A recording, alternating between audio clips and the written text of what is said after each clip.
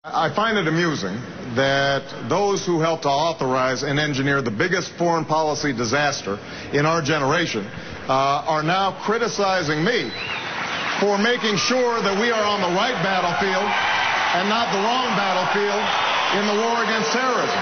And Chris, respectfully, and you and I are close friends, but the fact is, you obviously didn't read my speech, because what I said was that we have to refocus, get out of Iraq, make certain that we are helping Pakistan deal with the problem of al-Qaeda in the hills between Afghanistan and Pakistan. But, Chris, if we have actionable intelligence on al-Qaeda operatives, including bin Laden, and President Musharraf cannot act, then we should. Now, I think that's just common sense. I don't know about you, Senator, but for us to authorize the place where the people who attacked where the people who attacked 3,000 Americans were not present, which you authorized, and then to suggest that somehow we should not focus on the folks that Senator did Obama, attack 3,000 we're well over, I think is a problem. We're well over time. Senator Clinton, I must ask for your...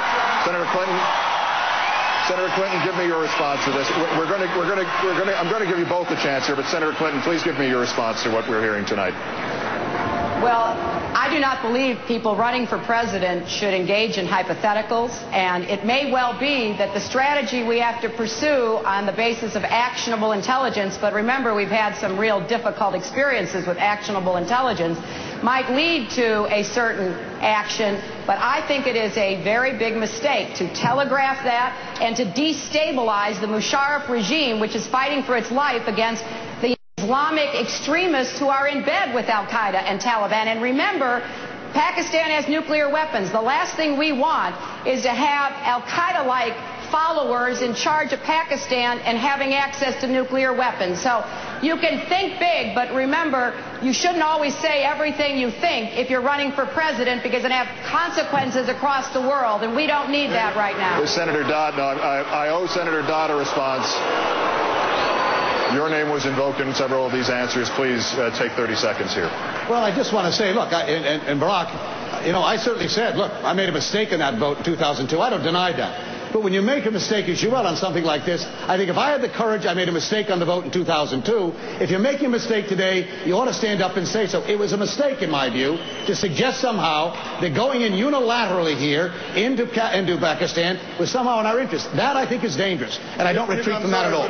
But this came back to me, and so all right, Senator Obama, 30 seconds, and then I have to stop this. I did not say that we would immediately go in unilaterally. What I said was that we have to work with Musharraf, because the biggest threat to American security right now are in the northwest provinces of Pakistan, and that we should continue to give him military aid contingent on him doing something about that. But the fact of the matter is that when we don't talk to the American people, we're debating the most important foreign policy issues that we face. And the American people have a right to know. It is not just Washington insiders that are part of the debate that has to take place with respect to how we're going to shift our foreign policy.